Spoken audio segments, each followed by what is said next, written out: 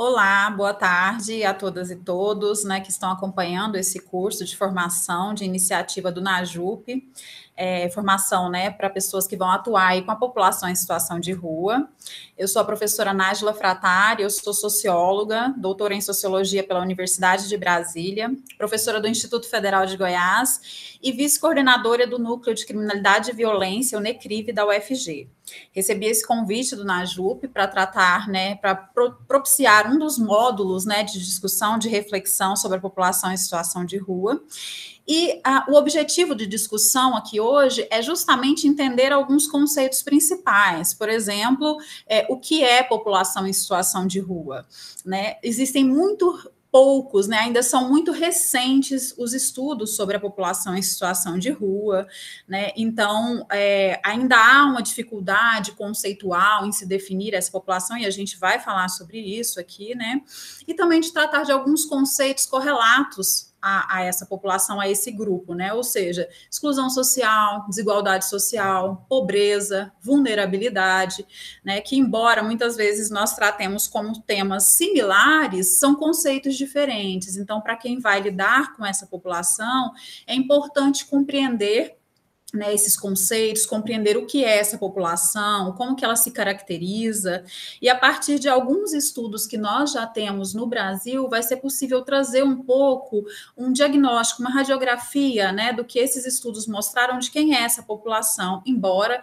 eu já adiante, é uma população heterogênea, diversa, né, mas acaba que esses estudos, embora ainda com discussões metodológicas, né, algumas pessoas questionam essas metodologias, eles já nos permitem uma aproximação, um entendimento dessa realidade social que até há pouco tempo ela era negligenciada, né? Nós não tínhamos dado nenhum sobre essa população e hoje a gente já começa a ter maiores estudos, né, a entender um pouco desse contexto. E a ideia de hoje é tratar sobre isso. Então, acho que para falar de população em situação de rua, nós temos que falar de exclusão social. E aí eu começo essa aula falando um pouco das origens da exclusão social, né? Entender um pouco de onde vem, como que essa exclusão social ela vai se configurando ao longo do tempo. E aí eu inicio tratando brevemente sobre isso, né? Excluir significa separar, rejeitar, retirar do convívio, né? Então, a exclusão social ela designa um processo de afastamento e privação de determinados indivíduos ou de grupos sociais em diversos âmbitos da estrutura da sociedade. Então, são processos de vulnerabilidade, fragilização, precarização e até mesmo ruptura dos vínculos sociais. E aí, eu já trago aqui a Sara Escorrel, que vai dizer em que sentido que se dá essa ruptura desses vínculos sociais, né? Então, a exclusão social, ela se caracteriza por essa ruptura, por essa fragilização, em 5 dimensões principais da existência humana: ocupacional e de rendimento, ou seja, o acesso a emprego e renda, né? Familiar e social, ou seja, uma característica da exclusão social, né, em sentido contemporâneo moderno, é essa ruptura dos laços familiares, essa fragilização ou mesmo ruptura desses laços.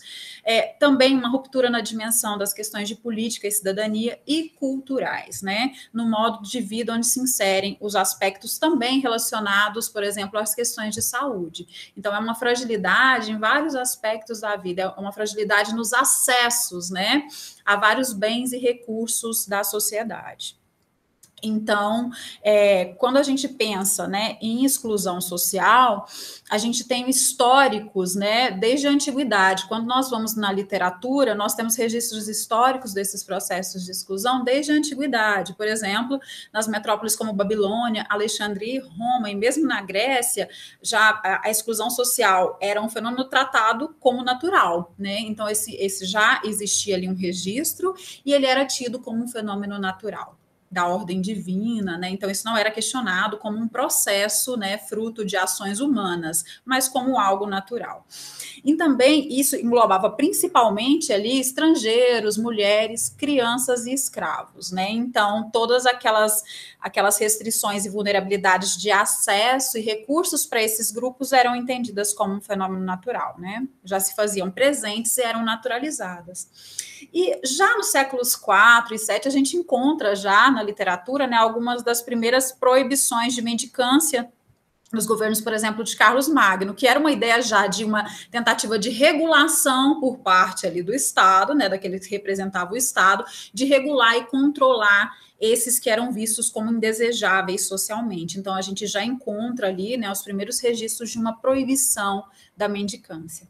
Todavia, a gente só consegue falar e pensar sobre uma estrutura da exclusão social, né, mas de forma mais contemporânea, né, a partir de algum momento histórico. Então, assim, antes você tinha já uma origem dessa exclusão social, mas você só vai ter uma estrutura da exclusão social a partir de determinado momento de contexto histórico, por exemplo, a partir, né, do século XVI e XVII, como retrata, por exemplo, Michel Foucault. Isso tem um ponto de partida histórico, né, a origem dessa estrutura da exclusão social, que eu já vou dizer do que se trata, né, tem origem no período de formação da psiquiatria moderna, que é justamente aquele momento de razão entre decisão entre razão e loucura, né? Aquele momento de classificação das doenças, quem tem o direito ali de dizer quem são esses que são doentes, né? Que são loucos, que não fazem parte do grupo dos chamados normais, né?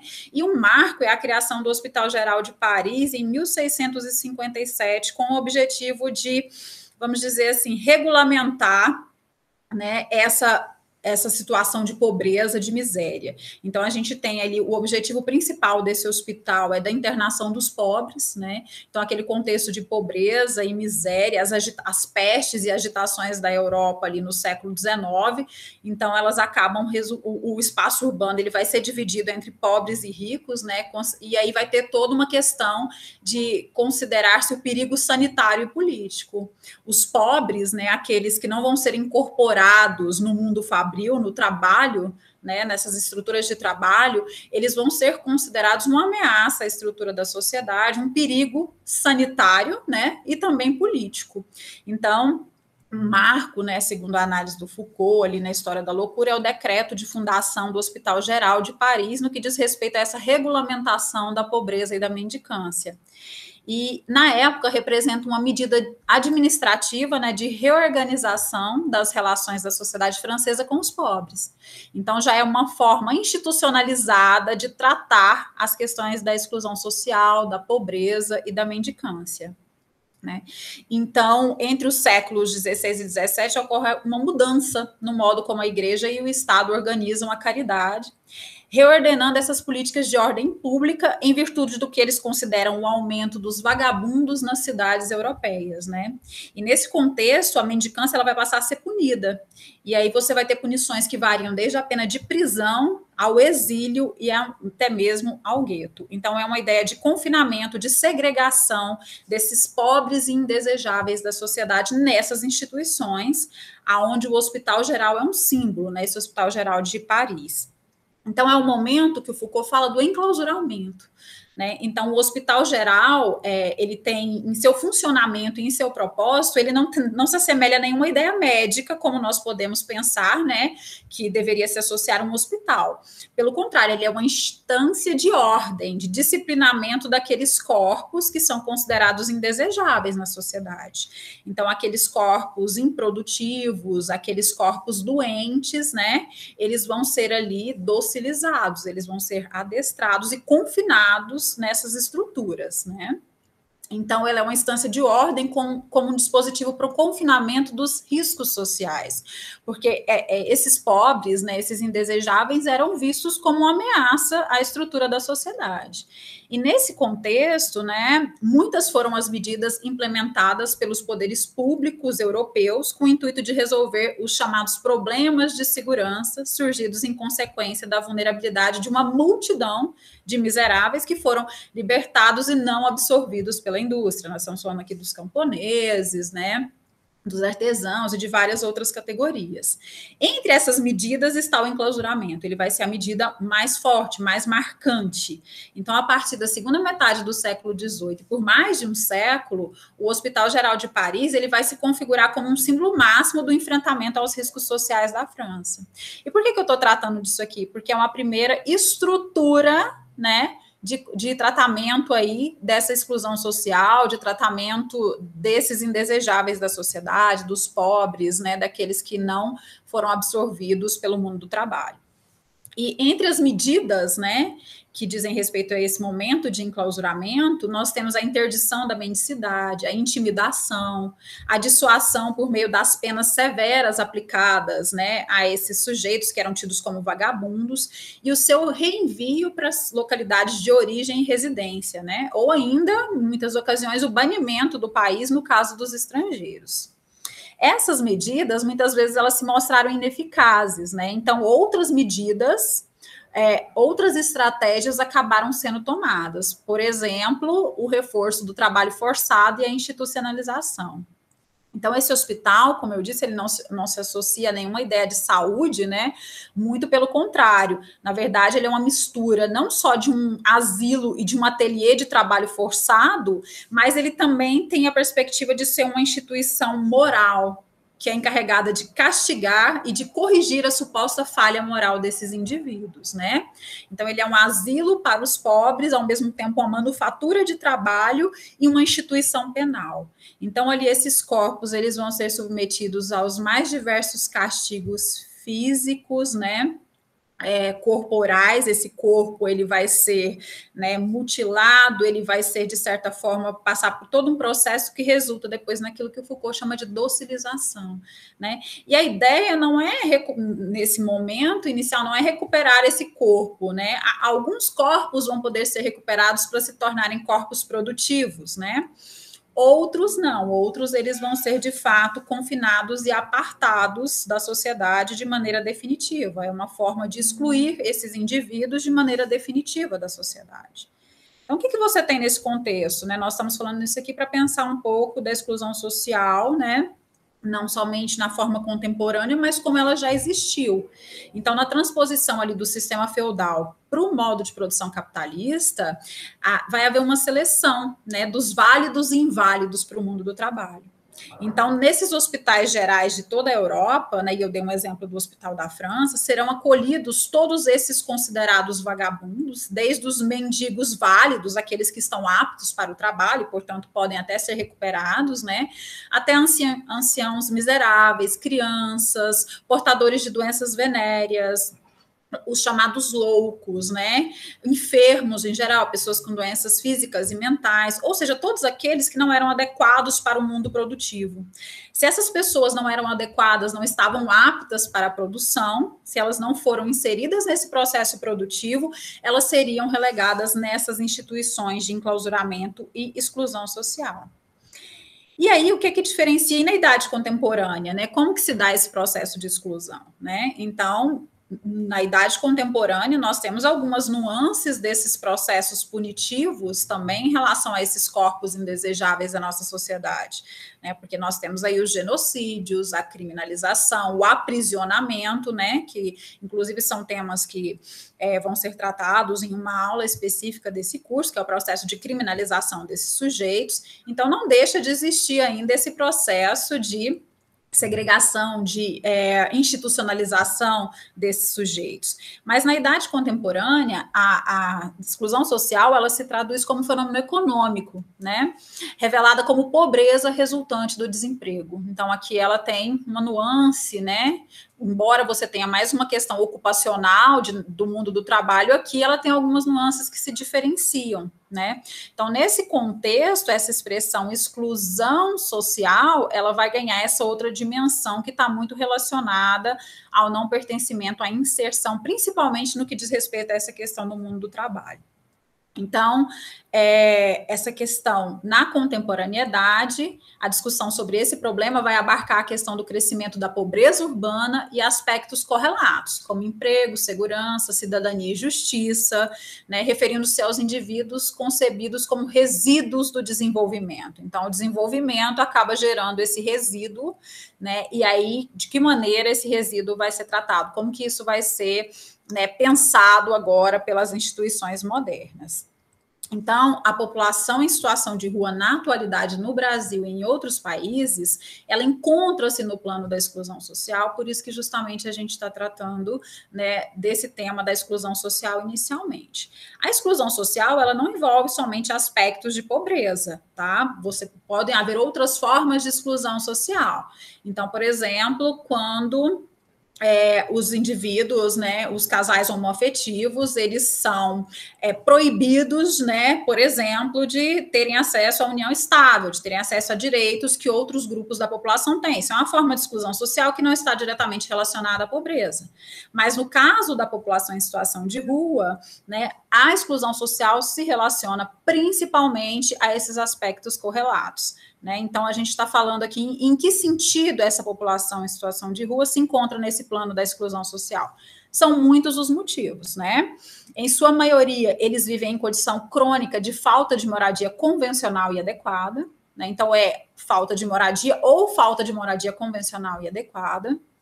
A uma questão de pobreza, são submetidos, dado o baixo padrão de higiene pessoal e ambiental, a fatores de produção de doenças físicas e mentais, e recursivamente ao isolamento social, né, e político. Então, você tem aí uma série de características que vão vincular essa população, esses grupos específicos, à exclusão social. Né? Esses são os aspectos mais visíveis da condição social desse segmento populacional.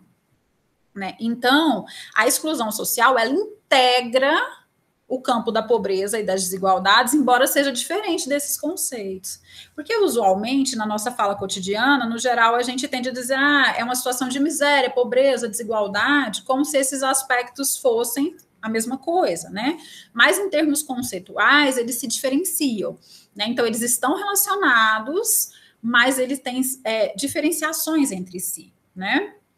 Então, embora a exclusão social ela contenha em si situações e processos, né, que podem se desenvolver fora do âmbito da pobreza e das desigualdades sociais, como eu disse, em boa parte, principalmente no caso da população em situação de rua, esses elementos estão misturados, né?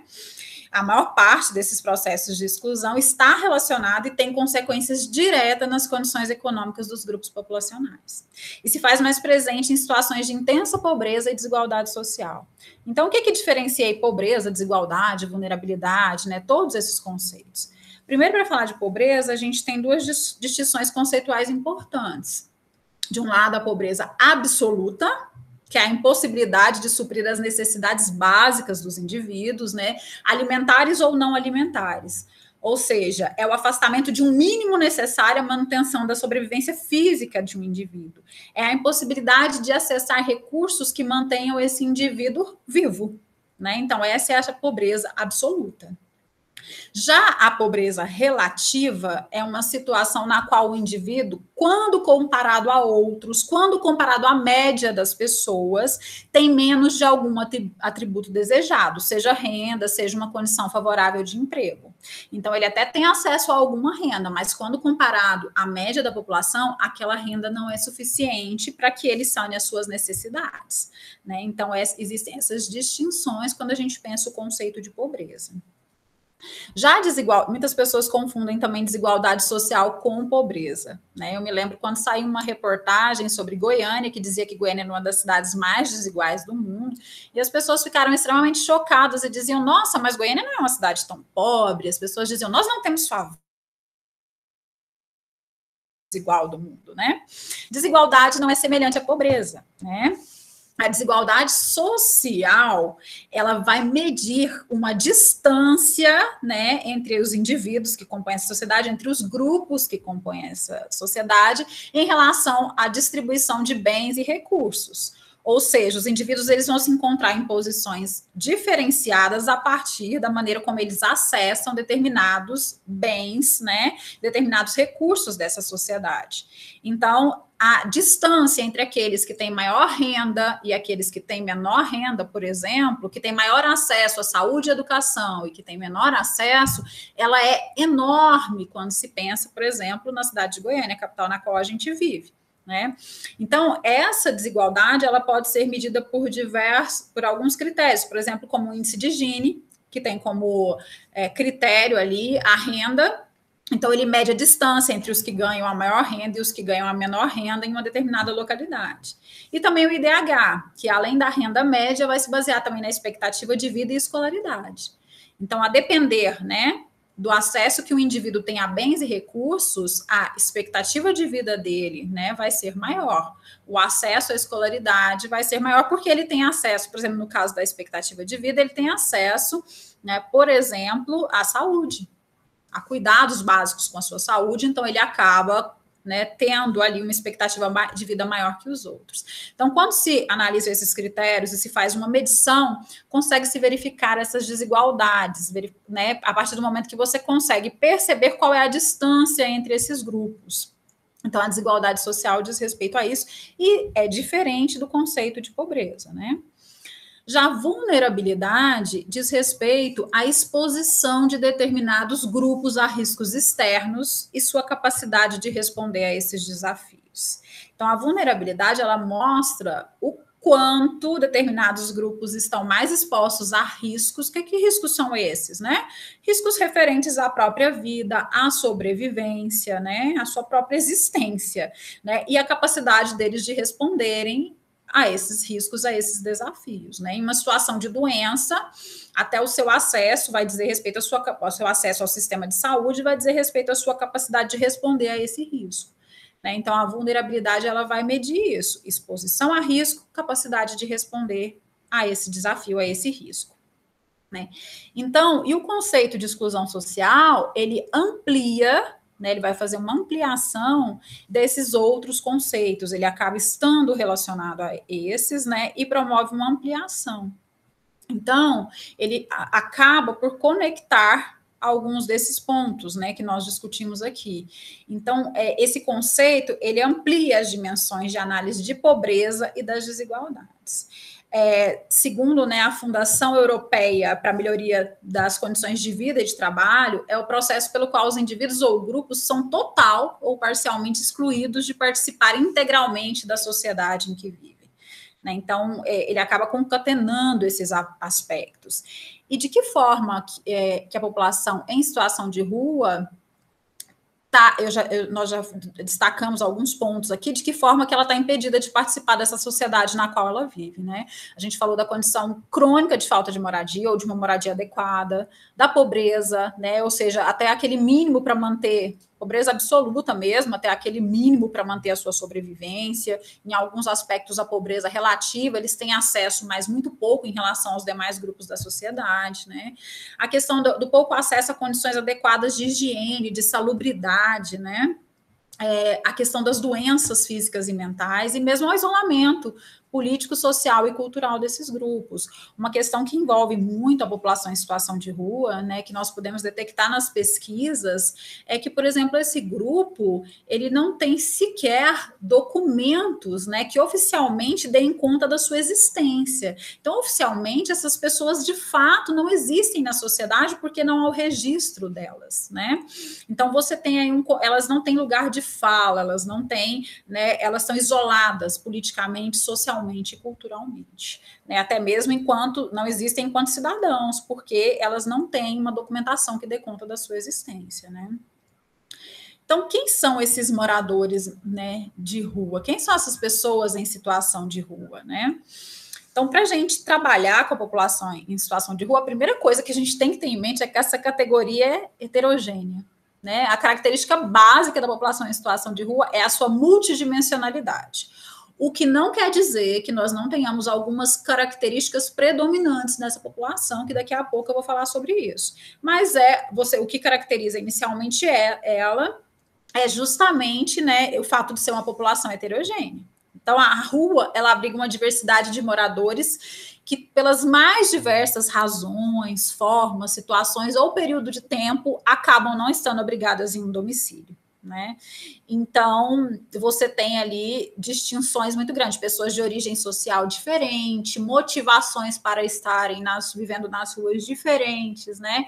E as mais diversas circunstâncias. Então, para começar, alguns estudos vão dar conta de situar um pouco, entender um pouco, compreender um pouco essa população.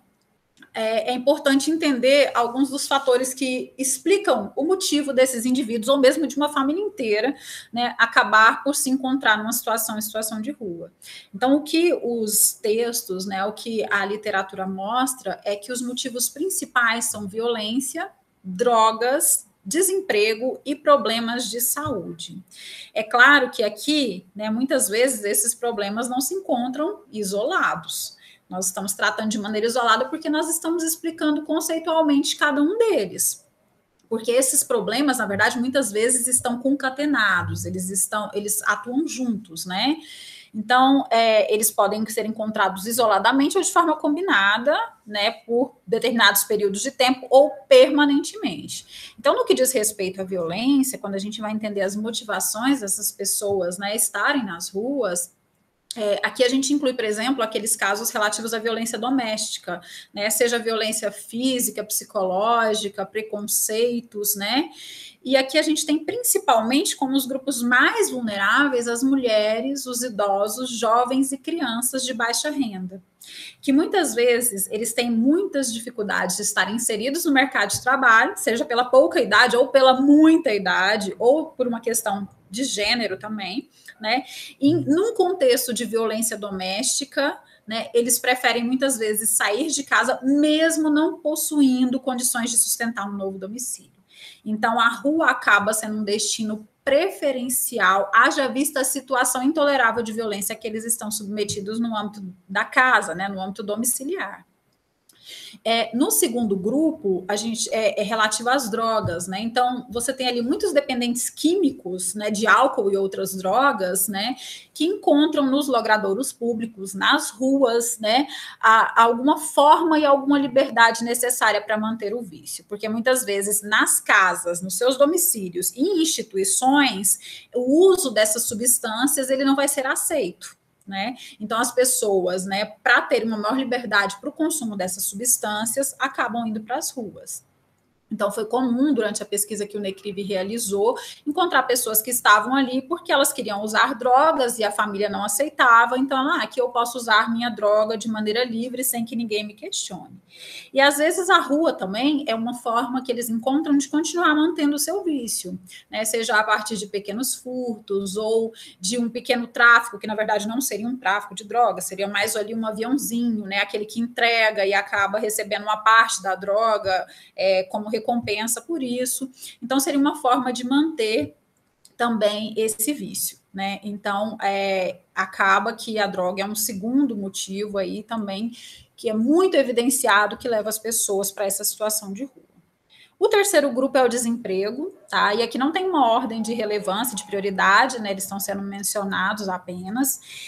Existe a situação daqueles que não conseguem gerar renda suficiente para atender as suas necessidades básicas de moradia. Aquelas pessoas que perderam o emprego, ficaram por um tempo com seguro-desemprego e depois não conseguiram se recolocar no mercado de trabalho. Então, essas pessoas muitas vezes são despejadas, né? E elas acabam indo para as ruas. É comum também que nós encontremos aqueles trabalhadores, principalmente migrantes, que vêm de outras localidades, né, em busca de um emprego, embora não tenham ainda nenhuma segurança, não tenham parentes conhecidos na cidade, e eles acabam pernoitando em abrigos e logradouros públicos até encontrar trabalho, né? Ou mudar de cidade. Então, tem muitas pessoas, né, que nós entrevistamos que vieram nessa condição de procurar um emprego, acabou que não encontraram essa colocação, e aí se diziam envergonhados de retornar à sua cidade de origem, né, dizendo que realmente tinha dado errado esse plano e eles não conseguiram se inserir no mercado de trabalho. Então, eles acabavam muitas vezes habitando as ruas ou essas instituições de maneira definitiva, tá?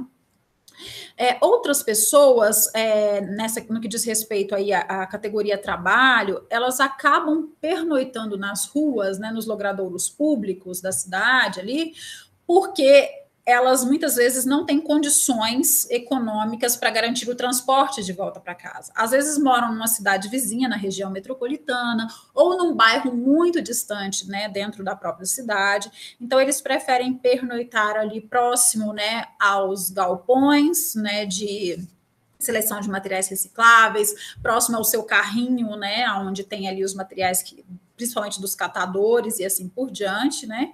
Então, eles vão ficar próximos ali aos seus locais de trabalho, onde vigiam carros, né? Onde são lanterninhas, e justamente por não ter condições de se deslocar, né, para as suas cidades ou para a sua moradia, né? Além disso, a rua também ela abriga os egressos das instituições. Aqui a gente falou do processo de institucionalização, né? Mas tem um momento que esses indivíduos eles são liberados dessas instituições e muitos deles às vezes não aceitos mais pela família, né? Ou não encontram trabalho e acabam tendo a rua como destino. Vamos falar dos ex-detentos, né? A população em situação de rua, nós encontramos sempre pessoas às vezes vindas do cárcere, né? Então elas acabam voltando ali para a situação de rua, indivíduos provenientes de orfanatos, instituições de correção para menores, hospitais psiquiátricos, né? Então, aquelas pessoas que possuem alguma doença mental são internados muitas vezes em hospitais públicos psiquiátricos e, quando liberados, muitas vezes a família abandona, alguns por não terem condições de lidar, de cuidar daquela pessoa, e o destino desses indivíduos também é as ruas. Então, as enormes dificuldades nesse processo de integração social, né, especialmente no que se refere à conquista de um posto de trabalho e à geração de renda, acabam fazendo com que essas pessoas também passem a habitar as ruas, compondo aí essa população, né? O quarto grupo, né, identificado nas pesquisas, nos estudos, é aquele grupo referente à saúde. O que a gente encontra aqui, né? Você tem uma gama considerável de doenças e deficiências que acabam por ser determinantes para a permanência das pessoas na rua. Então, você tem ali muitos indivíduos com problemas de saúde nas ruas, isso a gente pôde identificar na pesquisa também, né? E muitos que apresentam algum tipo de sofrimento mental. Vários deles são egressos de clínicas e hospitais, como eu disse para vocês, de tratamento psiquiátrico, né? Ou de famílias que não possuem estrutura física e financeira para cuidar e manter um parente com sofrimento mental. Então, essas pessoas acabam ali também compondo uma grande parcela das ruas e é um dos motivos, né, que leva esses indivíduos a estarem nas ruas. Então, como a gente pode ver, a gente tem uma gama de motivações, né? Elas não são encontradas muitas vezes isoladas. Então, muitas vezes ali, esse indivíduo, ele tem alguma questão familiar, mas ela está relacionada às vezes com o problema das drogas, né? Porque então ele acaba deixando a casa. Às vezes o desemprego também, por exemplo, o indivíduo começa a fazer um uso, né, mais abusivo de álcool, então ele não consegue se manter no emprego e, consequentemente, ele perde a moradia e vai parar na rua. Então, esses problemas, essas variáveis, elas não aparecem isoladamente como, né, nós tratamos aqui. Ela é uma complexidade, é um conjunto de situações que se relacionam e acabam resultando nesse processo de situação de rua. Então, dito isso, né, não existe um conceito simples e definitivo do que seja população em situação de rua, né? Então, por exemplo, as Nações Unidas, elas utilizam duas definições, que são uma das primeiras definições que nós temos, né? E essas definições, elas acabam que muitas vezes dificultam as conclusões, né, de uma discussão entre os que são efetivamente pessoas em situação de rua e os que são pessoas de baixa renda com enormes carências habitacionais que por algum motivo passam algum tempo na rua, né? Então, como, por exemplo, nas nossas pesquisas, né, havia toda aquela dificuldade de você entender, não, essas aqui são pessoas em situação de rua, elas não possuem moradia, né? E de outro lado, você tem aquelas pessoas que possuem moradia, mas acabam passando boa parte do seu tempo nas ruas por uma das mais diversas circunstâncias que eu acabei mencionando já, né? Então, as Nações Unidas têm, por exemplo, o conceito de desabrigados, que eles definem como indivíduos vivendo nas ruas por falta de um espaço físico para residir, e relaciona-se, assim, possibilidades de obter um domicílio devido a tragédias naturais, guerras, desemprego em massa e falta de renda. E um outro conceito, que é o homeless, que diz respeito àquelas famílias sem abrigo, né, que se enquadram no escopo dos alojamentos. Elas carregam suas posses com eles, dormem nas ruas, em portas ou em cais, né, onde os barcos ficam ali ancorados, ou em qualquer outro espaço, de maneira mais ou menos aleatória. Então, essas definições, elas acabam, né, ficando um pouco difícil separar entre quem está nas ruas por algum motivo momentaneamente e quem vive em situação de rua, né? E como eu disse, né, essa população ela é extremamente homogênea, o que dificulta ainda mais, porque você pode encontrar pessoas de várias origens sociais, com diferentes trajetórias de vida.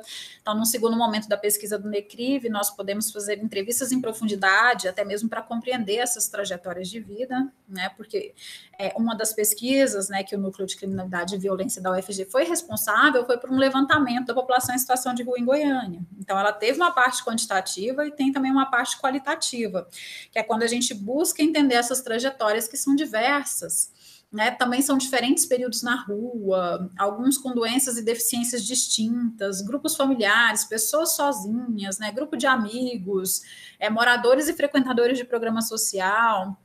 Então, por um lado, isso impede a organização de grupos de análise, né, e acaba dificultando, em grande medida, as generalizações acerca dessa população, dado o caráter de fluidez e diversidade que caracteriza essas pessoas, né, o que não impede, é claro, que você consiga radiografar, você consiga se aproximar do que predomina, né. Então, nenhuma pesquisa, ela vai dar conta de dizer exatamente o que é um fenômeno na sua realidade, na sua integridade, mas ela permite com que a gente se aproxime dessa realidade, com que a gente tenha um panorama e, a partir disso, a gente consiga propiciar políticas públicas, né, e um tratamento adequado para esses grupos. Bom, então, essas definições, elas acabam que são complexas, mas num esforço, né, do Ministério do Desenvolvimento Social, no ano de 2007, em realizar um censo da população de rua, né, uma pesquisa nacional para contagem, para identificação dessas pessoas, né, a partir disso, desse esforço e da reunião ali de técnicos do Ministério do Desenvolvimento Social, estudiosos, né, movimentos da população em situação de rua, da participação dos próprios moradores em situação de rua, foi possível chegar a uma ideia aproximada do que seria a população em situação de rua. Então, nesse contexto, né, chegou-se à definição de que é um grupo populacional heterogêneo, constituídos por pessoas que possuem em comum a garantia da sobrevivência por meio de atividades produtivas desenvolvidas nas ruas. Então, essas pessoas ganham a vida em atividades nas próprias ruas, né, no trabalho informal ali, nos bicos, né? Então, é uma atividade realizada na própria rua. Os vínculos familiares, eles são interrompidos ou fragilizados, são pessoas que romperam completamente ou têm vínculos estremecidos com a família. E a não referência de moradia regular, né? Então, são três aspectos fundamentais para a caracterização do que é a população em situação de rua. E a questão da moradia é fundamental, gente. Tanto é que o censo, ele partia de uma pergunta inicial, que era se a pessoa possuía moradia. Mesmo que ele passasse algum tempo da semana na rua, né, o filtro era saber se esse indivíduo possuía moradia ou não. Então, não é que essa pessoa que tenha que dormir na rua porque ela não tem condições de ter acesso ao transporte, né, ela não tem recursos, né, para voltar para casa no final do expediente de trabalho, não é que essa pessoa ela não seja considerada uma pessoa, né, vulnerável, né, uma pessoa também que faz parte aí da população de rua, né, que está nessa situação de rua. Mas essa população que se caracteriza, né, como em situação de rua, né, ela não está apenas na rua momentaneamente, é essa que não tem moradia. Então, inclusive, foi uma pergunta de filtro do censo, né? E para realizar essas pesquisas no geral, elas sofrem bastante críticas, e a crítica é importante mesmo, porque ela acaba construindo, melhorando, né, e aprimorando essas pesquisas.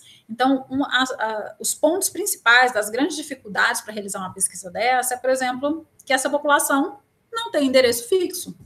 Ela é uma população flutuante, uma população que se desloca o tempo todo, né?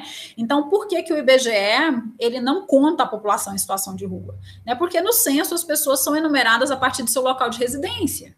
O endereço oferece estabilidade, um ponto de referência para as pesquisas censitárias. No caso da população em situação de rua, né, não há esse endereço fixo. Então, a metodologia, muitas vezes, o que tem sido usado em muitas pesquisas, né, internacionais e nacionais, é contar a população em um único dia, né, partindo ali das periferias da cidade para o centro. Por quê? Porque você consegue, né, você não repete a contagem, você consegue mais ou menos contar essa população, né, sem que você conte uma pessoa 2, 3 vezes, porque a população é flutuante, né? Então, hoje você tem uma pessoa que está em Campinas, em Goiânia, falando de Goiânia, amanhã ela está no centro, né? Depois você já encontra com ela em outro ponto da cidade. Então, isso acaba dificultando, né? Pessoas que possuem endereço, porém permanecem a maior parte do seu tempo nos logradouros públicos. Acaba havendo aí uma dificuldade de entender quem de fato é a população em situação de rua, não é isso? E quem é uma população vulnerável que também está nas ruas. Então, acaba se misturando isso, você não consegue distinguir muito bem. Por exemplo, quando eu fui entrevistar, porque eu também apliquei questionários, eu encontrava pessoas que estavam nas ruas já há 3, 4 dias, mas aí o senhor me disse, não, eu tenho casa, mas eu estou aqui porque eu gosto de beber com os meus amigos, minha família não gosta. Então, eu fico aqui bebendo, depois, daí uns dias eu volto lá para casa, tomo banho, fico lá uns dias e volto de novo. Ele dizia, não, mas eu tenho a minha aposentadoria, eu tenho a minha casa, só que eu gosto de ficar aqui, porque aqui ninguém me perturba, né? Eu posso consumir meu álcool tranquilamente. Então, a dificuldade de diferenciar isso acaba sendo um complicador, né? A diversidade dos grupos e suas distintas localidades, então é importante que você tenha ali grupos dentro da própria população em situação de rua para você conseguir mapear onde que essas pessoas estão, né, porque elas se espalham pelas cidades. Tem grupos que gostam de se concentrar nas áreas centrais de comércio, onde é muito, às vezes, mais tranquilo de conseguir ali, né, algumas doações, de conseguir também um bico, fazer algum trabalho. Outros, por uma questão de mais proteção e de segurança, preferem ficar em lugares mais afastados, mais protegidos, não é? Então, tem tudo isso. Época do ano em que a pesquisa é realizada, por exemplo, se for uma época de chuva e frio, você vai encontrar muito menos pessoas, então a gente evita essas épocas, né? E também festividades. Então, por exemplo, quando você tem festividades acontecendo em cidades próximas, é muito comum que a população migre para lá, porque é uma oportunidade, né, de coletar papéis, né, latinhas. Então, é um trabalho para os catadores, que é a função principal de muitos das pessoas em situação de rua. Então, acaba que eles migram momentaneamente para essas localidades, então não é uma época adequada para se contar. Então, a época do ano influencia muito, né? Então, como a gente conta por município, por localidade, a gente tem uma população flutuante, como eu já disse. Então, às vezes, a pessoa, ela passa o dia na cidade e depois ela volta para uma cidade da região metropolitana que talvez os serviços, né, de cuidado ali com a população em situação de rua sejam melhores. Ou o contrário, ele passa o dia na cidade da região metropolitana e depois vem para a capital, onde ele consegue um acesso melhor, seja um abrigo, alimentação e assim por diante. Então, você tem esses deslocamentos, né?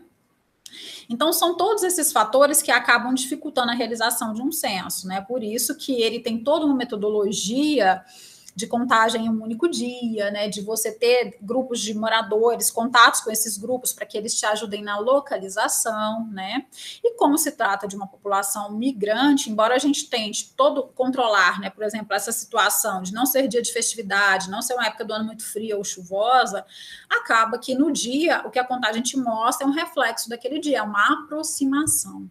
Né? Mas o que ela te mostra são características que nós podemos, né? Nós vemos que elas acabam se repetindo. Nas histórias, elas vão se tornando muito similares. Então, mais do que ter um número exato, preciso, nós precisamos entender esse contexto, porque as políticas se fazem a partir disso, né? Então, falando sobre essa pesquisa, né, para entender um pouquinho do perfil dessa população, que é heterogênea, mas de qualquer modo tem alguns aspectos que, né, que nos permitem identificar algumas características principais dessa população, né? Então, tem algumas coisas que permitem evidenciar, né, o que de fato aparece como predominante ali. Então, a partir desse conceito que eu disse para vocês, né, foi feita essa pesquisa do Ministério do Desenvolvimento Social, então partiu-se da ideia de que foi considerado para a contagem, né, essas pessoas que tinham em comum, né, a garantia da sobrevivência por meio de atividades produtivas desenvolvidas nas ruas, vínculos familiares interrompidos ou fragilizados e a não referência de moradia regular. São pessoas compelidas a habitar logradouros públicos, áreas degradadas e, ocasionalmente, utilizar abrigos e albergues para pernoitar. Então, nesse sentido, a pesquisa ela levantou 71 municípios no Brasil, sendo 23 capitais e mais 48 municípios com população igual ou superior a 300 mil habitantes. a partir do entendimento, né, das conversas com as entidades, de que essa população se concentra principalmente nas cidades maiores, porque é lá que estão as oportunidades também maiores de sobrevivência, como algum trabalho e assim por diante, né?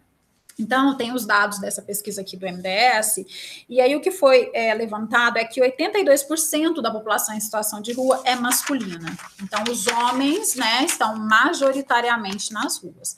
O que a gente observa é quando as mulheres estão, a maioria delas estão, né, junto com os seus companheiros.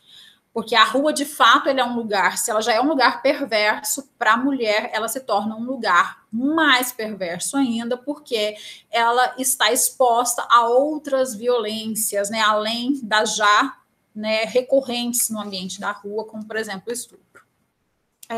53% estão na faixa etária entre 25 e 44 anos de idade, somente foram entrevistadas pessoas com 18 anos completos ou mais. Então, os menores só eram contados na presença das famílias, os pais entrevistados também, né? Então, você tem uma população jovem, né? Essa população em situação de rua.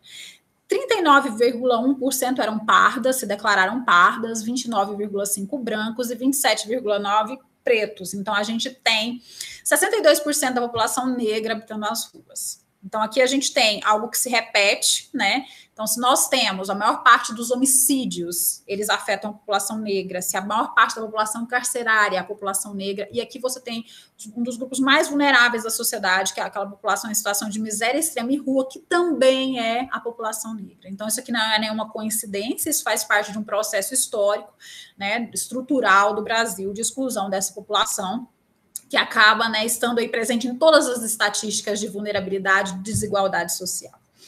52,6% eles trabalham, não, desculpa, a população é composta de trabalhadores e 70,9% exercem alguma atividade remunerada, né? E 52,6% recebem entre 20% e 80% mensais.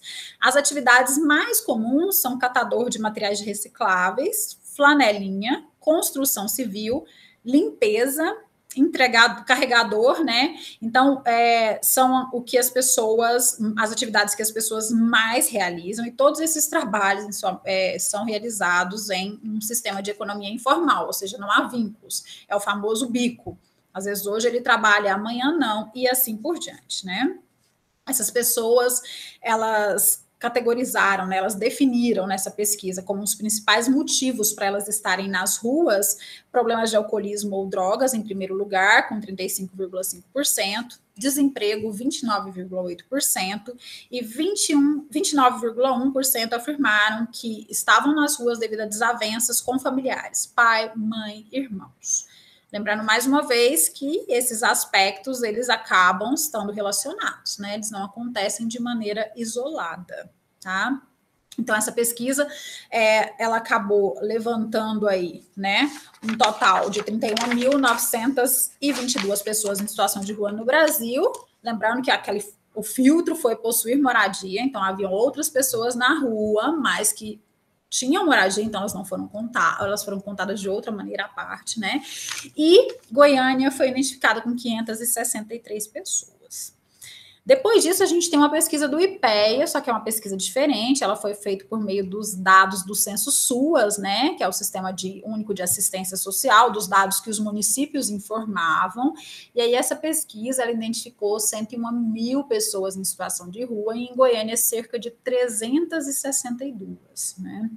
Então, a gente tem aí algumas das características, né, desse grupo. Então, se é um grupo heterogêneo de um lado, de outro lado, nós temos algumas características que permitem, né, entender essa população. Por exemplo, o recorte racial, né? A gente tem um recorte racial claro, a gente tem a questão do uso de substâncias, a gente tem a questão do desemprego, né, uma série de fatores que nos permitem identificar, de alguma maneira, quem são essas pessoas e entender os principais motivos, né, que os levam a estarem em situação de rua.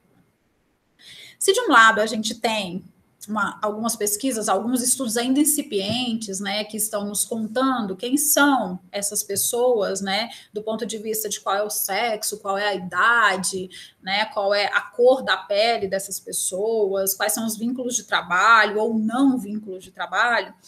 De outro lado, a gente tem algo que é muito importante da gente compreender quando a gente pensa na população em situação de rua, são as percepções sociais, as representações sociais sobre as pessoas em situação de rua. Por isso, nesse momento, eu quero falar um pouco sobre elas, porque de um lado é o que são essas pessoas e de outro é como a sociedade enxerga essas pessoas. Muitas vezes, a imagem que a sociedade tem de muitos aspectos da realidade social não condiz com o que essa realidade é, de fato. Né? Mas por que, então, que é importante compreender essas percepções, essas representações? Porque essas representações, elas pautam as formas de agir dos indivíduos e até mesmo do Estado, das políticas e assim por diante. Né? Elas informam como essa situação vai ser conduzida.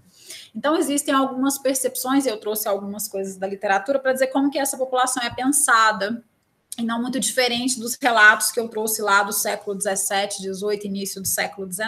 Né? O Zygmunt Bauman, ele traz uma concepção de refúgio humano para tratar desses grupos, né?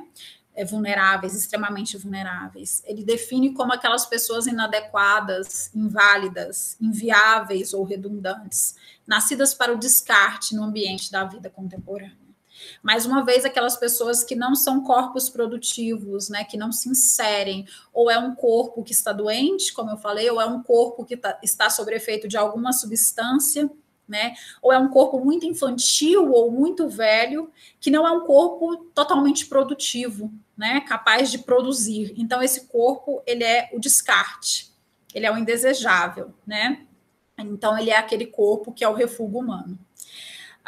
O Robert Castell, ele chama esses grupos de classes perigosas, né? As mesmas classes perigosas que eram interditadas por meio das instituições, né? Lá no início do século XIX, século XVIII, início do século XIX. Aqui a gente tem, o Robert Castell vai dizer que a discussão da exclusão social perpassa necessariamente questões como etnização, olha aqui o recorte racial, né, que a gente viu nos nossos dados de pesquisa, e pauperização, discriminação policial e judiciária, discriminação empregatícia, gerando estigmatização.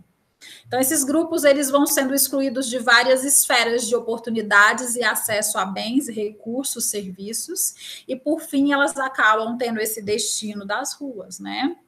Então, você tem todo esse... E aí perpassa, né? Não é uma questão isolada, particular, pontual. Você tem questões étnicas, com questões de pobreza, de discriminação policial e judiciária, empregatícia, né? Essas pessoas não têm acesso, né? Então, elas acabam sendo estigmatizadas, né? Então, isso são aspectos relacionados que conduzem a isso e a formação do que a sociedade enxerga como uma classe perigosa. E aí a gente tem algumas pesquisas interessantes, por exemplo, no Brasil, né, que tem uma pesquisa que vocês pensam que elas são representações sobre as pessoas em situação de rua. Ferreira e Masso faz essa pesquisa. E aí apontam para as diversas representações pejorativas existentes sobre moradores de rua e os impactos que isso tem na constituição da identidade pessoal e social desse segmento, né, que se materializam nas relações sociais, sobretudo pela tipificação das pessoas em situação de rua como vagabundas, sujas, loucas, perigosas e coitadas, né? Então é isso que aparece na fala quando a sociedade em geral externaliza o que ela pensa sobre essas pessoas. Então elas são vagabundas, elas são sujas, imundas, elas são loucas, elas são perigosas. Então, tudo isso dá conta no sentido de que essas pessoas devem ser apartadas, porque é uma classe que representa perigo para a sociedade.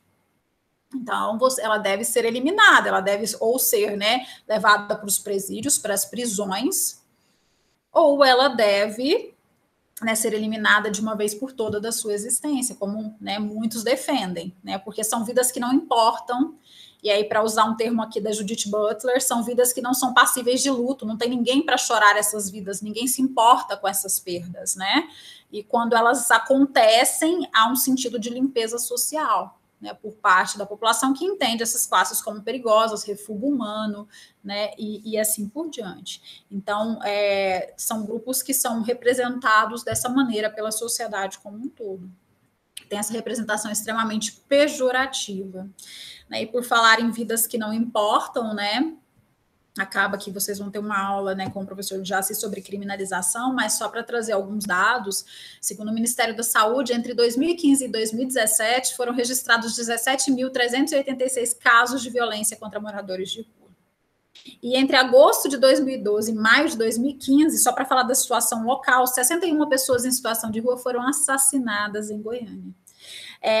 A quantidade, o número alarmante de pessoas assassinadas conduziu à federalização de todo o processo de denúncia, investigação e julgamento dos crimes praticados contra a população em situação de rua na cidade de Goiânia, né? A partir da suspeita da existência de um provável grupo de extermínio atuando contra essa população em Goiânia. Né, nós, recentemente, do NECRIVES, tentamos ter acesso, né, a como que estava o andamento desses processos, né, se já havia ali uma investigação, uma denúncia dos crimes e assim por diante, mas nós não tivemos nenhum retorno sobre isso. Né? Não sei como está atualmente, porque a situação de pandemia também, ela acabou tornando mais difícil ainda o controle, né, da situação na qual está vivendo essa população, porque até os grupos que acompanham de perto essa população, né, em termos ali da questão de saúde, da alimentação, dos cuidados básicos com essa população, dificultou-se esse trabalho de acompanhamento mais de perto do que está acontecendo. Então, isso torna a vida dessas pessoas ainda mais difícil, né, e longe dos olhares desses grupos que fazem um certo acompanhamento, torna-se mais fácil que essas pessoas estejam mais expostas ainda à violência, à miséria, né, da condição de vida da qual eles participam, né? E aí nós estamos finalizando o relatório agora da última pesquisa que foi feita antes da pandemia ainda, e nós temos entrevistas com esses grupos, tal, para fornecer um material para ainda que permita, né, que a gente consiga compreender ainda melhor, radiografar ainda melhor essa população. Eu, particularmente, fiz uma pesquisa dentro dessa pesquisa maior que trata, né, das diferentes pessoas que estiveram nas ruas ao longo da história de Goiânia, desde que a gente tem registro. Então, eu acompanhei aí os estudos que foram feitos desde a década de 80, quando a população era majoritariamente de crianças e adolescentes, né? E foi possível identificar muitos fatores que são muito comuns ao que a gente tem hoje com a população adulta, chegando até os dias de hoje com essa população. Então, são estudos ainda incipientes, a metodologia ela tem as suas questões por se tratar de uma população flutuante, mas são extremamente relevantes no sentido da gente compreender, né, o que é essa população, quem são, o que caracteriza, quais são as suas demandas, você dar voz ao outro, esse outro que é silenciado, é invisível, né, que não é produtivo, por isso eu nem enxergo, e você compreender quais são as demandas, né, desses grupos, os motivos para eles estarem nas ruas, eu acho que acaba ajudando a construir uma política pública mais sólida, né, a partir da visão do indivíduo que vive, que vivencia seus problemas na rua, e não do que as pessoas acreditam que seja o problema e a solução para esses sujeitos, né, para essas pessoas. O caminho ainda é longo, mas eu acho que esses estudos já nos ajudam a entender um pouco mais. Bom, e era isso que eu queria deixar para vocês, né? Assim que o relatório estiver pronto, nós vamos divulgar para o NAJUP, para que todas as pessoas, né, que trabalham aí com a população em situação de rua, para que a própria população em situação de rua tenha acesso e possa, né, discutir, questionar, né? E, bom, e é isso que eu gostaria de dizer. Obrigada.